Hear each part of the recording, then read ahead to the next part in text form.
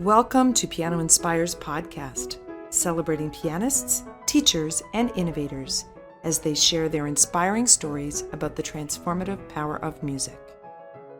Are you looking to expand your library of piano teaching books? Discover Piano Education Press, your trusted source for high-quality publications that inspire both teachers and students. Explore a diverse collection of books designed to enrich piano study at every level, featuring engaging repertoire, supplemental learning materials, and insightful teaching guides. Each title blends creativity with practicality, giving educators the tools to nurture artistry, confidence, and a lifelong love of music.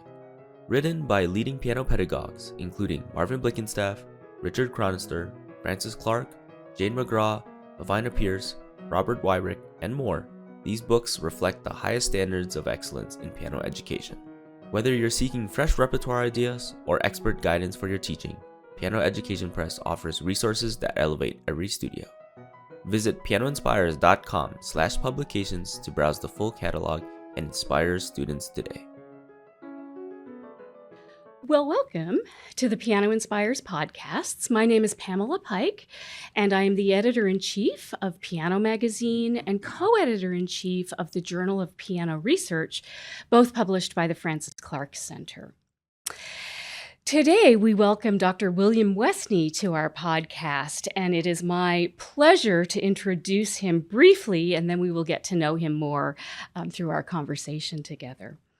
William Westney holds a BA from Queens College in New York and a performance doctorate from the Yale School of Music.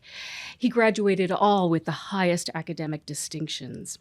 He's studied with numerous artist teachers, and I'm sure we'll talk about some of those today, and his performing credentials include the top prize in the Geneva International Competition, top prize, the only American winner in Radio Televisione Italiana auditions.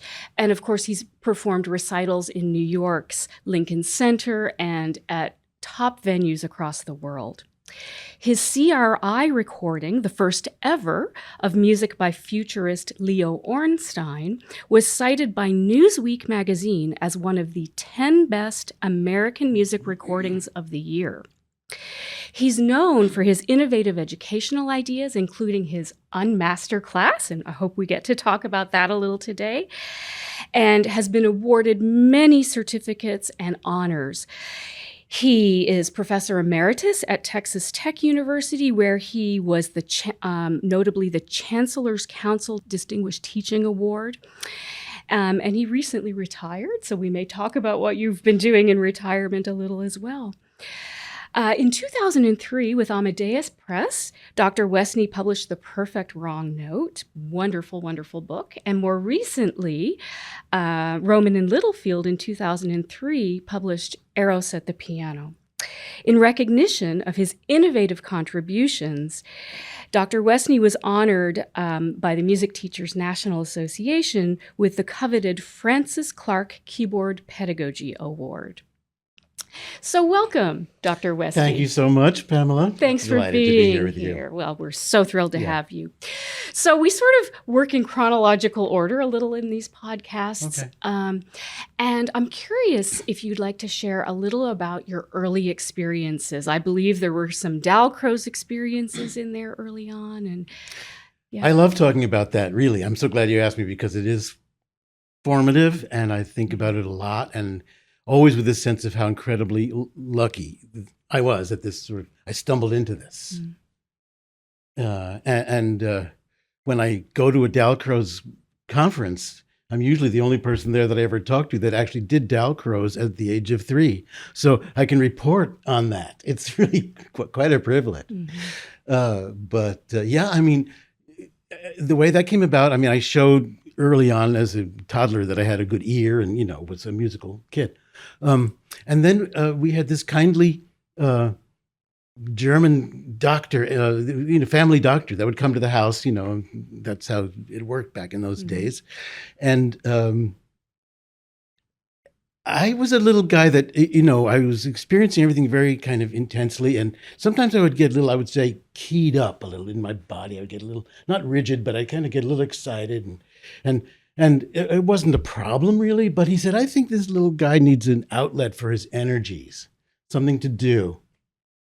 And so my parents had that in mind. And I think my mother saw in the local butcher shop or something in Queens, New York, a little sign in the window saying, active music lessons, music classes for a 3-year-old. So, well, that sounds great for him. So I was signed up for Dalcroze, Dalcroze Eurythmics. And as you know, I write about that in my first book, and because it's so crucial. So that was my introduction to the world of music in an educational kind of a way. Mm-hmm. And I remember it just as nothing but pure joy and fun and adventures, like effortless learning. And when they realized that I had a musical ability, they would challenge me. But I didn't know they were doing that. I was just having more fun. Right, it was play. Yeah, and so I'll just repeat what I say in the book, because I mean it gave me this sort of inoculation in a very positive way of understanding for me that to be challenged musically, to develop what you can do, is nothing but fun and adventure and pleasure.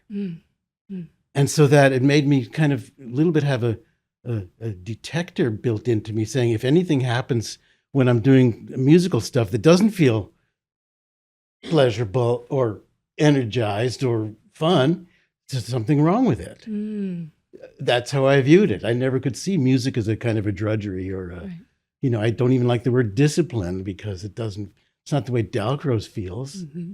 Mm-hmm. And it's all your own. You can't do it wrong. I mean, the way you move expressively is your way. Right. So all of that was, I don't know what the word is, implanted or activated. Mm-hmm. Mm-hmm. And I just love having a chance to talk about it, because it's great. You can see it when you see a Dalcroze session at a conference like that we're at now. It'll be heavily subscribed. People will flock to it, yes, right? Yes. And there's a feeling in the room of this freedom and joy. Yes. Yes. And it's almost like this is another way to even live your life in this kind of, it's not about me, it's just about this free-flowing connection with everyone. Mm-hmm. How wonderful that that was your first experience with formal music making. Yeah, absolutely. So going into piano was an effortless transition. I started piano at 5. Okay. With, I think maybe this young lady was a Dalcroze teacher. I don't remember exactly how that worked, but by then, of course, basics of rhythm and phrasing and all this kind of stuff was already well known to me. It was internalized. Yes. A better word. Yes. So that, what could be better? So I don't know how to advise people, but if they ever ask me about their children, I always say, if you can find something like that before you go to any instrument, any kind of body-centered free movement thing, do that. Because that's what little kids can do. They don't need the small motor stuff. Right. Exactly. But they're aces at the other thing. They're great at it and uninhibited. Yeah. So talk then through some of your first piano experiences. And then I believe, I could be wrong, but I believe Leopold Mittmann was very formative when you were a teenager, perhaps, but maybe you tell us about it. Well, it's another story that's kind of fun for me to tell. But I was not a serious piano student. I was doing music all the time as a young kid, playing by ear, playing for the local, shows that were being put on at different institutions and playing a lot of pop music and different things. I took lessons and played classical pieces too, and advanced to a certain level, but I was not aspiring to be a concert pianist. I wasn't really sure where I was going with all this.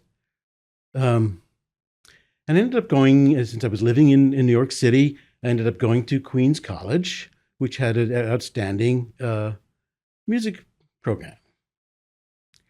And but they didn't have any performance degrees because it was tuition free to city residents at that time, and they just couldn't afford that kind of thing, and the building wasn't set up for that. So you would do a BA degree, a liberal arts degree, music major. But they had a policy that said, well, if you're going to be, we just believe philosophically, if you're going to be a music major of any kind, you're jolly well going to be doing some music yourself And so we're going to hear at the end of each year, every music major has to go into a little room and perform something, singing or playing for the faculty, just so we know that you're doing that. Mm-hmm. They had no way to enforce this. It was completely just something they wanted to do for very good reasons. Mm-hmm.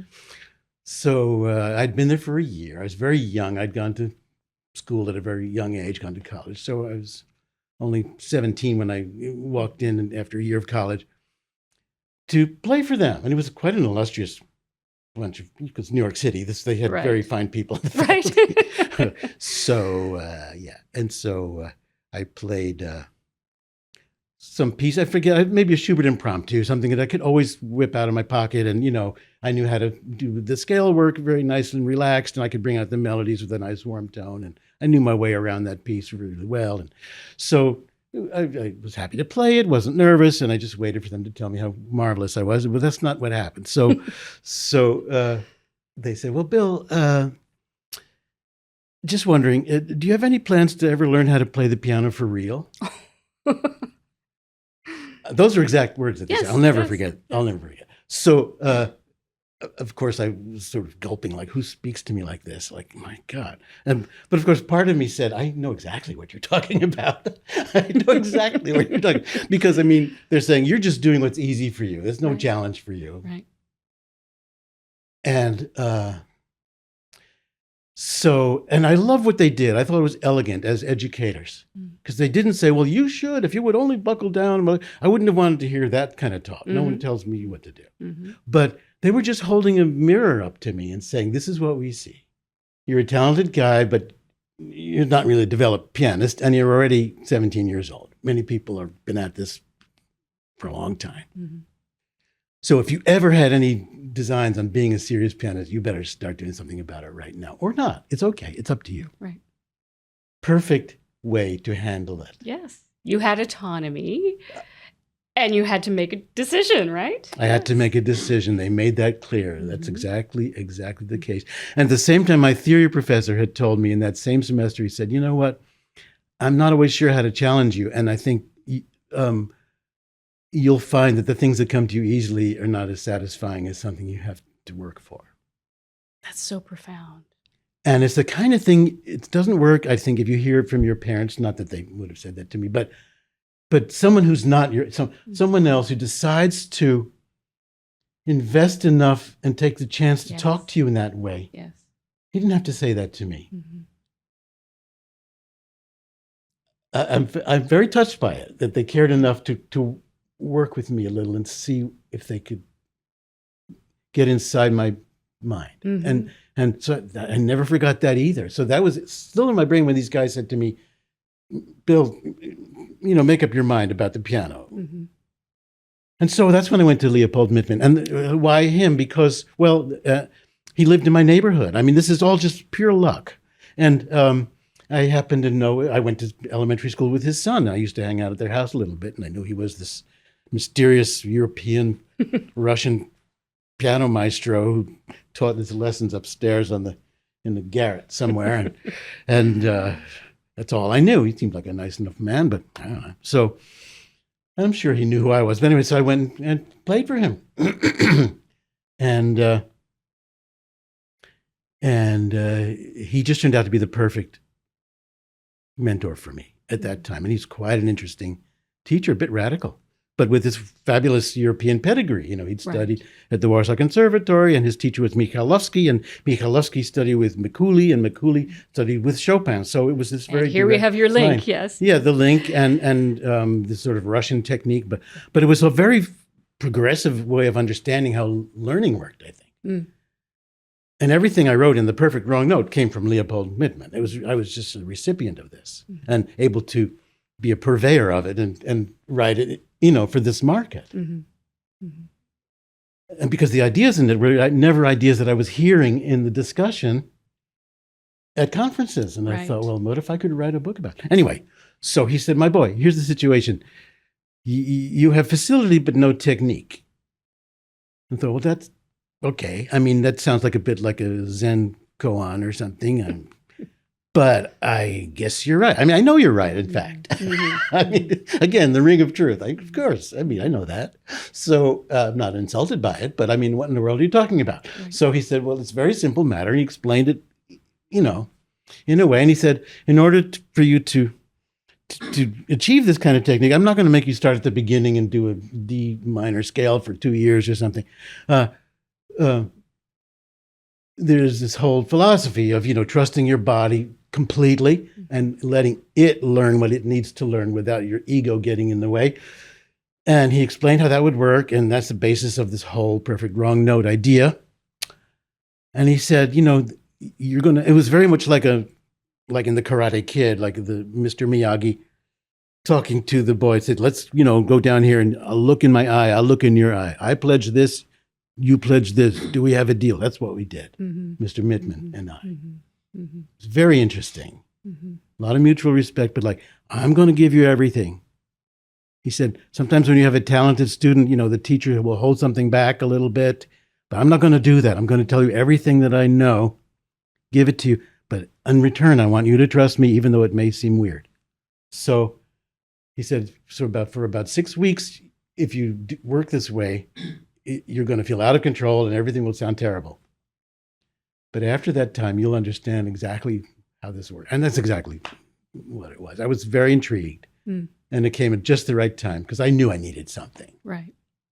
If I ever wanted to develop. Yeah. So that was it. And then he's recommended that I enter the concerto competition, which okay. Well, so I did, never done anything like that before. And he was very astute because he said, I'm going to teach you the Rimsky-Korsakov concerto because the conductor's Russian and he'll love that piece. And it's a great piece for a young pianist to play. It's not very long and it has some octaves, all this stuff. He had it all very astutely figured out. And it was a perfect kind of a piece to do. And so I ended up being one of the winners. And that's how I became a concert pianist, because that led to some experiences. I was going to say, yeah. So, you were on that path, or you to becoming a concert pianist. Yeah. Yeah. And that was, and it's funny because Queens College is not, Juilliard, but the experiences I had there were so amazing to me. I wouldn't have changed them for anything. And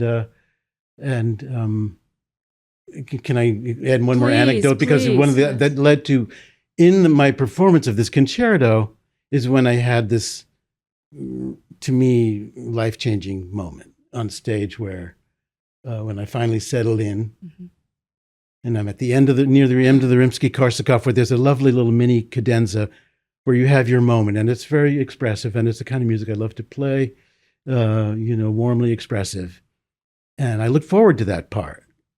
And by now I dealt with my nerves and different things, and I was really just I guess I do belong here on stage. So I started to play this very familiar music to me, and there were maybe 1,500 people in the audience, and I just had this palpable sense of them, not just being present with me, but they're guiding the music. The fact that they are so with me now is it's telling me what this music means for the very first time. Literally. And there was a circuit that we were completing, the music and me and all of them became a unit. And so I just thought, well, oh my God, this is unbelievable. This is not about me. This is just I'm the agent, because I'm playing this right now. I'm the agent of this moment of some kind of shared consciousness. And it was so exhilarating and meaningful to me that I thought, if I can ever engineer a future where I get to do this more, that would be great. Yeah. You speak about it so eloquently and you write about it so beautifully. Thank you.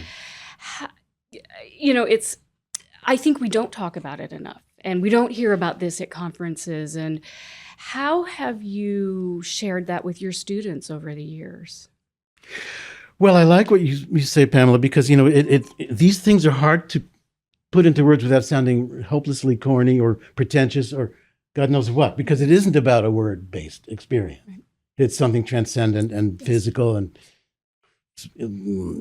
spiritual. I don't know what to say. Mm-hmm. So I don't talk about it a lot. I try to with teaching, try to see if I can set up experiences where that will be the outcome. Yes. Yeah. That's all I can say. Yes. And because it isn't something you can meaningfully talk about. And one of the things that I'm going to mention in my talk tomorrow is that, it's not the kind of thing one customarily talks about in graduate school. It's a little bit embarrassing and you don't have the words, and it's much easier to stay on safe ground with intellectual topics and, whatever. Mm-hmm. But why are we doing any of this at all? Well, precisely. If not for the chance to have that magical thing. Well, exactly. And it was so powerful, it changed your trajectory in life.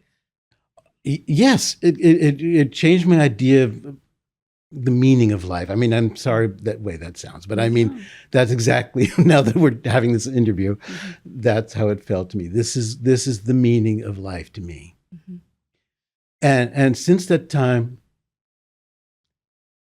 I've come to understand that it's not only music. Like, music is the mechanism we have at our disposal to do this thing.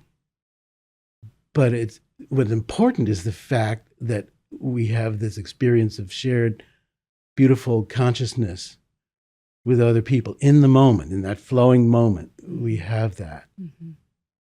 in which we really can shed our egos and our personalities and all these things we normally carry around. Mm-hmm. And there's all kinds of spiritual writings and things and philosophical writings that talk about how important and central that is. Yes. You know what I'm saying? Yes. And that's what, to me, this is all about. I mean, couldn't love music more, but it's not only about music. Right. So how, I can only imagine in all those years competing in competitions that you were likely not feeling that when you're playing for a jury or a panel. No. And so how did you reconcile that, or how did you get through that time even? Well, it's so challenging, and it's so I don't know, I guess I could say crushing in a way. I mean, I don't think I dealt with it very well. But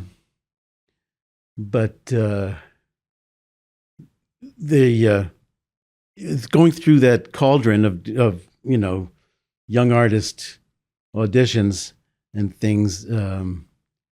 I did have one experience I also like to talk about, which it's sort of this classic sort of Buddhistic idea of we never know. We mentioned this the other day. We never know in our life really what's a good or a bad thing until later on. So It's good to not overreact to things in the moment. So I had what was for me was a crushing experience. I played what I thought it was now in my late 20s. I've been knocking around the competition circuit with various degrees of success, as one does. Usually when you think you play well, they don't like you. And when you think, well, I don't, then they sort of like you for no reason. And you don't know what to make of it. Mm-hmm. Mm-hmm. And the self-talk you have to do to keep yourself going is so exhausting. Having to, at one point, in order to do your best, you have to talk yourself into the idea, this is the most important thing. I'm going to work really, really hard. And then the minute you don't win it, then you have to reverse all that and say, well, it really is not that important. And, all that I found very, very tedious and exhausting. Of course, yeah.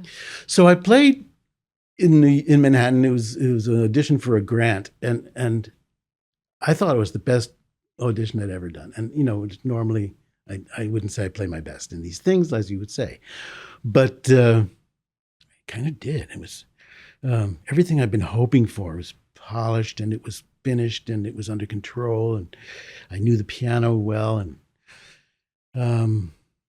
they didn't give me the grant. And so I had the terrifying thought, that's it. That's what I've got. That's as good as it gets for me.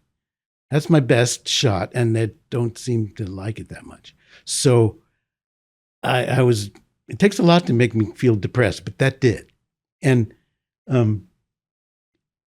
So I did go to their office where you could receive your comments. And that's when they told me, well, yes, you're playing with a lot of polish and it seems very prepared and wonderful. And you know what you're doing, that's for sure. But we're not really sure, what you feel about this music or how does it relate to you and what are you trying to tell? And I was just devastated by that. Like, what? How can that be? I thought that the thing I was kind of really good at was communicating through my music. And now I hear this, but in fact, they were right. Once again, it was not their fault. They did me a huge favor by knowing this and being honest about it with me. Mm-hmm. Mm-hmm. Because I had lost sight of that. I had taken it for granted.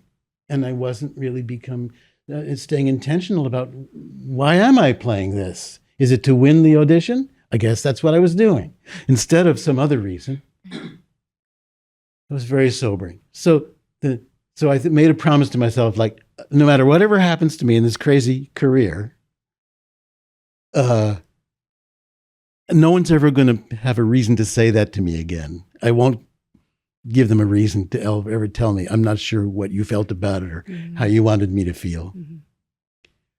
So I made that vow to myself. And the next thing I did was the Geneva competition, which I ended up having my best success in. So, it was a sort of roller coaster ride. But clearly you've always been open to feedback. Well, you have a curious mind and you're questioning and reading. I'd like to talk about that a little later too, but you are open to the feedback. You didn't have to go to that office and read the feedback. No, from those judges. I suppose not. And, well, and right. That's okay. I never really thought about it that way before. It felt like survival to me. Like, I don't know what to do with this feeling. Yeah. I guess I need information. Yeah. But you needed information to thrive. Yeah, because we don't always know what we're doing and how it comes across. And so it gave me, I guess it strengthened my resolve to be committed, not just for myself, but in educational work, to the idea of music as a transfer of meaning and a sharing at the same time that we achieve our very highest goals of perfecting our art. So it's not an either or thing, right? But that's got to be the deal. So that was always in the back of my mind, but I didn't always know, again, on my own, how to do some of these things. But I got to be lucky enough to bump into people, or maybe they just appeared in my pathway. Mm-hmm. Yes. I do believe in that thing. But you were open to receiving what those people had to offer as well. Like, I think sometimes we're not mindful of that. And,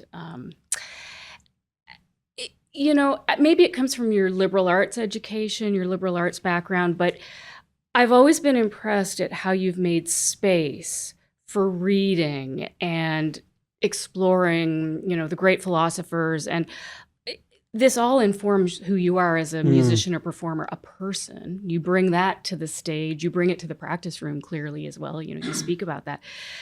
But how do you find space for that? And I guess when you're think of your students even, because I think so many young people today are so busy and they're trying to develop the technique, and there's that part of it, the musicianship skills, but then it's what we bring as human beings, and it's about the collective wisdom of humanity, and that's clearly important to you. How did you make space for that? Well, it's interesting. Fine question to ask. I mean, I don't think of it as making space for it. I think what you said is quite accurate. It really just because I came from the liberal arts background, which I loved, that in fact, I used to think if I wasn't going to do music, maybe I'd be an English professor or something like that. I mean, I loved all of that. So I just think that perhaps, it gave me a curiosity about how this all ties together. And then the fact that I'd had this experience that seemed to transcend the music early on from the stage made me kind of permanently curious about, the search for meaning in that way. So I've never, again, with students in a studio, I wouldn't talk about things in those terms. but I would try to filter it down to the most here and now moments of experience and things that might illuminate that and give them an insight or an experience similar to what I have in mind. But we wouldn't talk about philosophical things necessarily. But it's been a driving force for sure all these years. So let's talk a little bit then how you sort of, transition's not the right word because you're always a performer, but how you became more of an educator, or how you embraced that facet of your career as well, because how did that come to be? Well, I'm going to admit something very personal here. There was a time in the middle of my college teaching years when I thought of quitting this profession, partly because I'd begun to understand my own sense of how things could be, and I'd been very influenced by Eloise Ristad, who wrote A Soprano on Her Head, and the world of what that all opened up for me, and these alternative kind of techniques that you could use with people that could be quite magical. And it was right up my alley, and I was so thrilled to be part of that and integrating that into concert teaching.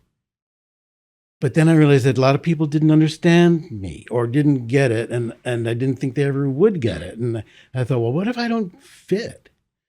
And so I actually was seriously thinking of doing something else and even making some plans. But through a series of other things and conversations I had with people that, brought me up short, made me see something, I realized, well, I don't have to walk away from anything. Because someone said to me, well, Bill, if you feel that passionately about these things, why don't you just start your own school? And I had actually never thought of that. One of those, sometimes you need someone else to say something very simple to you that you might have thought of yourself, but you didn't. So I'd never had that thought. And I thought, why couldn't I? Why couldn't I take all the energy that I'm putting into wondering why no one's understanding this, forget all that energy and put that into establishing my own school? Yes, I could do that. It would be a school without walls, not a building anywhere, but like a way of doing. So, in fact, I'll tell this other story. I had to teach a graduate seminar in piano pedagogy that very summer that this was all happening at Texas Tech. So I met with maybe 3 or 4 people, and they were like older adults. They were, not kids. So we could talk as fellow grown-ups. And I said, listen, I'm looking forward to our time together, but I have to tell you, I'm sort of going through a thing right now. I know how else to say it. I'm like reinventing a lot of stuff. Are you willing to like go on this journey with me? Of course, they said yes. So I was really feeling my way back to things. And this led completely to everything that followed, where I became a pedagogy person and then became known for these things. I mean, I never would have seen that development, except I kind of peered into the abyss. Is how it felt like it. Like the abyss of what if no piano, what if I didn't, I mean, it's crazy to think about it now, but not crazy. I mean, it was just really midlife crisis, but it meant a lot. So I think I had to reach that point of maybe I should stop in order to get this clarity. And then I had this energy about it and this feeling, and again, this is going to sound hopelessly corny, but I'd read something in the New Age books that I was reading that, kind of said this philosophy of, it doesn't matter what happens. If you believe in what you're doing and you're putting out there into the cosmos, just trust it and it'll come back to you, not in the ways that you think. Right. That's exactly what happened. Yeah. Exactly what happened. So that led to the Unmastered class, which led to the book and led to just all these things I wouldn't have dreamed of. Yeah.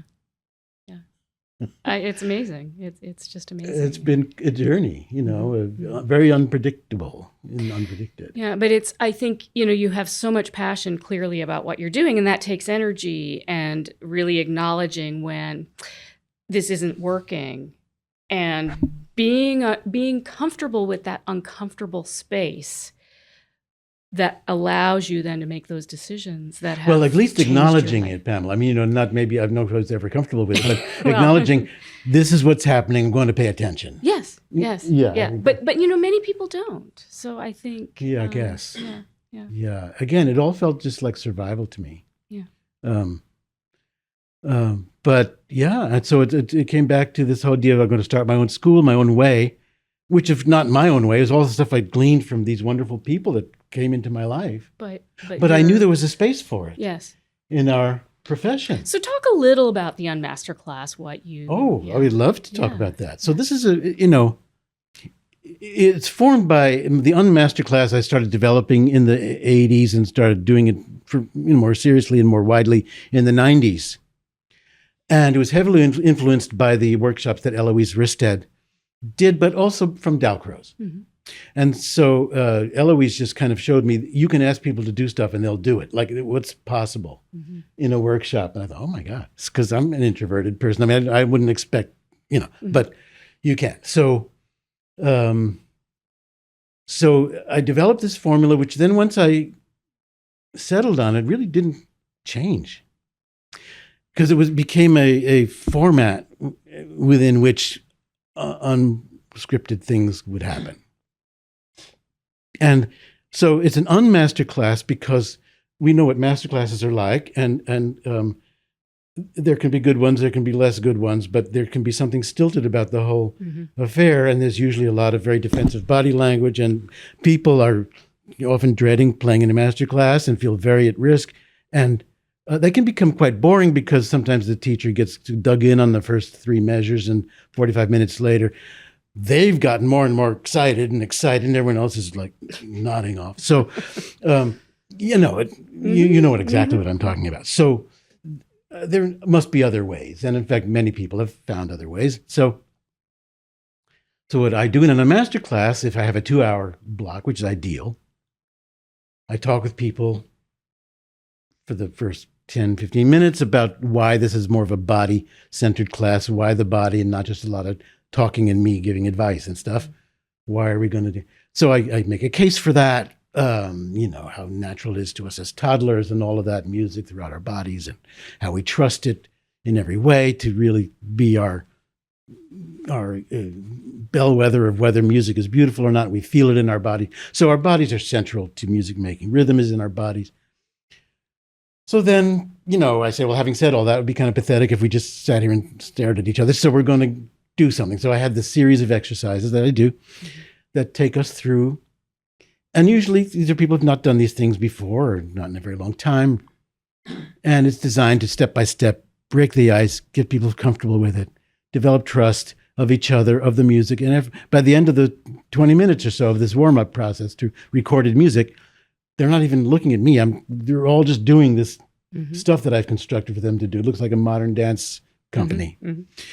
And we've had some laughs and we've broken the ice and made fools of ourselves together. So, that's a way to defuse this charged or defensive atmosphere of a masterclass into something else in which we can perform. Right.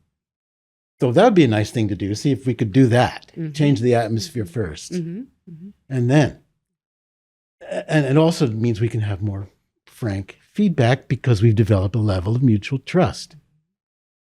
So then someone doesn't have to be piano. I do this with any kind of musician. So the first performer, they come up with their violin or whatever, and what piece? Okay, they tell them what piece. And so they have to say something first. They have a dialogue with me first, and I ask them, what would you like us to get from your performance? But I love this. I think that's so important. Before they just into the void start playing their Sarasate or whatever it is, I want them to tell it. And sometimes people have never thought about that.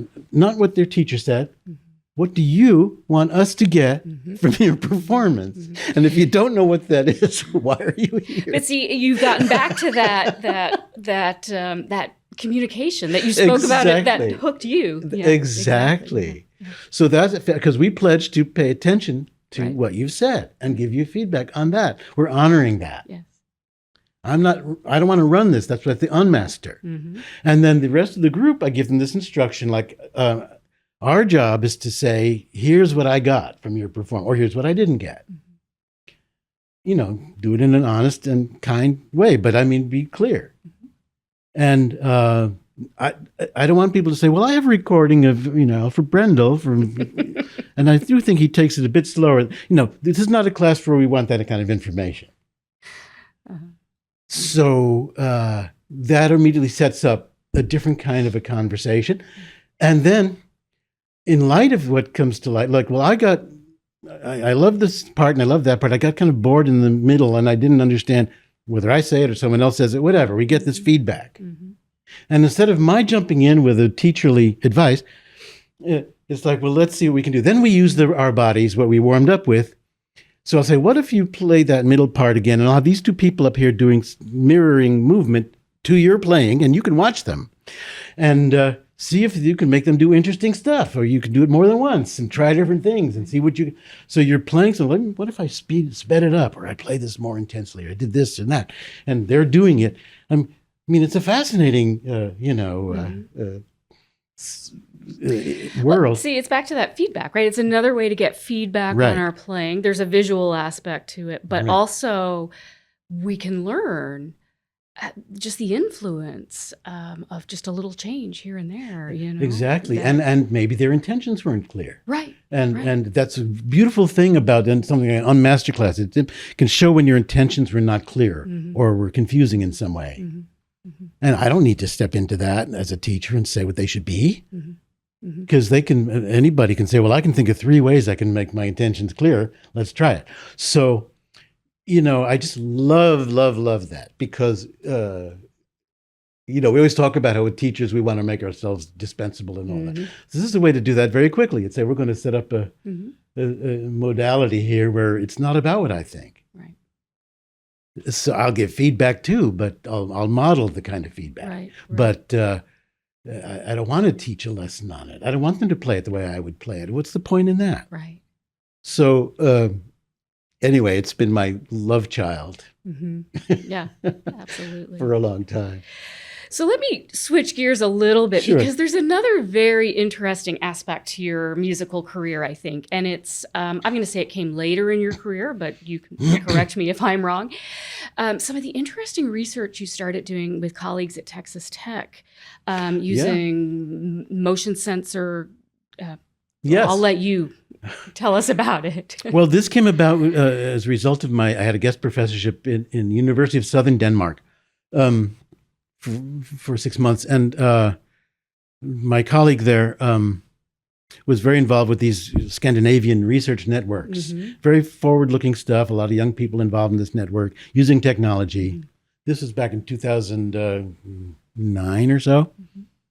And so we were in Oslo at a research meeting, and they had a lot of well-funded research stuff there, all the oil money in Norway. And they like to support these humanistic and artistic endeavors.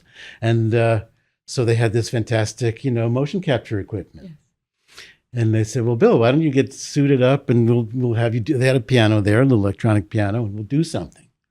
So yeah, that's how I got introduced to that. And we did a little experiment where I had a little piece of music that I chose to do, and I was going to do it in 3 different basic emotions. Not planning how I would do it, but just think of them and then perform with that intention, see what my body would do. If it was sad, if it was happy, if it was whatever the other one was, angry. And I mean, it was just a very casual thing. I think to this day, like more than 20 years later, people are still, gleaning research from that session, even though we were not even that serious about it. But I mean, you developed all this data and people can write papers on it. So anyway, I knew what that was, and it was pretty cool and interesting. And I love the idea of gesturing and the body, and this as a repository of meaning. So then my university, Texas Tech, said, we're going to institute this Academy for Transdisciplinary Research. And Transdisciplinary Research Academy. So with a little bit of funding that could go to the team. So, well, this sounds fun. So I put together a team. And I'm proud to say we were by far the most transdisciplinary team on campus. I'm sure you were. Because I thought everyone was doing this kind of thing, but they weren't. Like we're saying, other people say, well, I'm a biologist and I'm teaming up with a microbiologist. You know, that's crazy stuff. Like, no one does that. So I thought, really? But so we had a philosopher. Yes. We had me. We had a mechanical engineering guy who does the motion capture stuff. And we had the neuroscience guy. Yes. And it was so fun. I knew nothing about scientific research or how to conduct it or anything. But we did, and we did this pilot study. We didn't have enough, participation to do it, call it anything more than that. But so how are we going to measure? We wanted to measure the idea that enjoyment was a thing. And I think it was brilliant what you did. So, thank you. Yeah. And because that's something I also really believe in. Because I come from my little 3-year-old self enjoying himself in Dalcroze. I found myself with, the enjoyment. And in teaching, it's the key to almost everything. If you're enjoying your technique, it's a good technique. And if you're whatever. Mm-hmm. So we wanted to try to measure, does your music communicate better or in a different way when you're enjoying yourself? How are we going to do that? So the best we could come up with was to say, we're going to have 2 modes of doing it to make a contrast, enjoyment mode and correct mode. Right. And so we had people learn the same very short pieces independently with no guidance from anyone and show up with them ready to play in the lab and get them suited up with their motion capture stuff. And then we would just say, okay, now play the piece this time as correctly as you know how, whatever that means to you, just very correctly. Mm-hmm. And then they would do that. I'd say, fine. Now this time, just think about enjoying yourself while you play it, whatever that means to you. I didn't want to define it in any way. And it was pretty interesting. Sometimes the tempo would change and the amplitude of the gestures would change and the piece would take on different sort of shape. And but I was a little disappointed in our results because we had 2 sets of people watching this in the MRI machine, and so their brains could be monitored. Yes, I know. Very ambitious project. It was. And I was hoping that, and the 2 groups of people were those with musical training and those without. And I was hoping idealistically that it wouldn't matter whether you had musical training or not. I don't think that exactly worked out that way. People without training didn't quite see the differences, but those who did say, yes, I can identify with the performer. Yes, I'm enjoying this more. I can tell that they're enjoying it. Whatever. They got the difference. Mm-hmm. Mm-hmm. Yeah. Yeah. No, it's so fascinating. It really is. But again, you've kept true to the heart of what interests you about music making and about sharing that music with others. It's this joyful, heavenly thing. Yeah. Another world. Yeah. Another world we have entree into. Yeah. And it's not just for us. It's something that we're sharing selflessly and transcendentally with other people. And it's sort of effortless. Mm-hmm. So the fact that we have access to all that, it's just fabulous to me. Yeah. Well, unfortunately, our time has grown short, and you've been so inspiring today. It's been wonderful to hear you speak. As it always is when I hear you present at conferences. But before we end, I have to ask. The question we ask everyone: what about piano inspires you? I think the past hour has been that, but if you had to put it succinctly. Well, piano inspires me to enter and share another realm of existence that's very beautiful and pure. Yeah. Well, thank you for sharing that with all of us. Thank you to Dr. William Westney. Thank you very much. Thank you. The Francis Clark Center is a not-for-profit educational organization that serves the advancement of piano teaching, learning, and performing. Divisions include Piano Magazine, Piano Inspires Kids, Journal for Piano Research, National Conference on Keyboard Pedagogy, the New School for Music Study, Piano Education Press, international online teacher education, and Piano Inspire's online community hub. Please visit us at pianoinspires.com to learn more about our impactful work and inspiring community.